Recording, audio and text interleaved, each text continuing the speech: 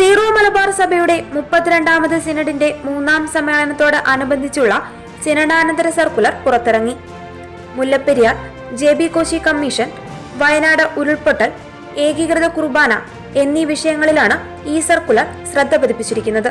വയനാട്ടിലും വിലങ്ങാടും സംഭവിച്ച സമാനതകളില്ലാത്ത പ്രകൃതി ദുരന്തത്തിൽ ദുരന്തബാധിതരെ പുനരധിവസിപ്പിക്കുവാനുള്ള സംരംഭത്തിൽ സഭയുടെ സമ്പൂർണമായ സഹകരണം ഉറപ്പുവരുത്തിയിട്ടുണ്ടെന്നും വിവിധ സംസ്ഥാനങ്ങളിലെ കത്തോലിക്ക മെത്രാൻ സമിതികളുടെ സഹകരണത്തോടെ ഭവനങ്ങൾ നിർമ്മിച്ചു നൽകുവാനും ഭൂരഹിതരായവർക്ക് ഭവന നിർമ്മാണത്തിനാവശ്യമായ ഭൂമി സൗജന്യമായി വിട്ടു നൽകുവാനുമുള്ള സഭയുടെ സന്നദ്ധത ഉത്തരവാദിത്തപ്പെട്ടവരെ ഇതിനോടകം അറിയിച്ചിട്ടുണ്ടെന്നും സർക്കുലറിൽ വ്യക്തമാക്കിയിട്ടുണ്ട്. പ്രകൃതി ദുരന്തങ്ങളുടെ മറവിൽ കർഷക ദ്രോഹപരമായ നടപടികൾ ആരംഭിക്കുവാൻ സർക്കാരിന്റെ ഭാഗത്തുനിന്നും ഉണ്ടായ നീക്കങ്ങൾ അപലപനീയമാണെന്നും പരിസ്ഥിതി ലോല പ്രദേശങ്ങളായി കേരളത്തിലെ 131 വില്ലേജുകൾ ഉൾപ്പെടുത്തിക്കൊണ്ടുള്ള കേന്ദ്ര സർക്കാർ പുറത്തിറക്കിയ വിജ്ഞാപനം മലയോര കർഷകരിൽ ഏറെ ആശങ്ക ഉളവാക്കുന്നുണ്ടെന്നും സർക്കുലറിൽ പറയുന്നു.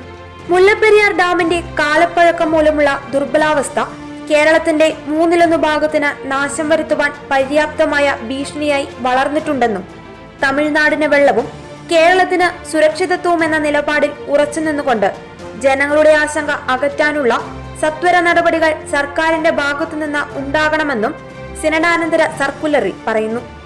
ഏകീകൃത വിശുദ്ധ കുർബാനയർപ്പണം ഞായറാഴ്ചകളിലും കടമുള്ള മറ്റു ദിവസങ്ങളിലും ഒരു കുർബാനയെങ്കിലും ഏകീകൃത രീതിയിൽ ചൊല്ലിത്തുടങ്ങുന്ന പള്ളിയിലെ വൈദികർക്ക് സഭാപരമായ നടപടികളിൽ നിന്ന് താൽക്കാലികമായി ഇളവ് നൽകുമെന്നും സർക്കുലറിൽ അറിയിച്ചിട്ടുണ്ട്.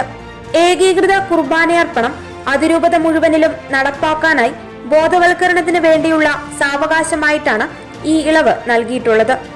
ഈ നിർദ്ദേശം 100-ലധികം പള്ളികളിൽ നടപ്പിലാക്കിയെങ്കിലും അതിരൂപതയിലെ മറ്റു പള്ളികൾ ഇക്കാര്യത്തിൽ പുലർത്തുന്ന വൈമുഖ്യത്തെ യാതൊരു വിധത്തിലും നീതീകരിക്കാനാവില്ല.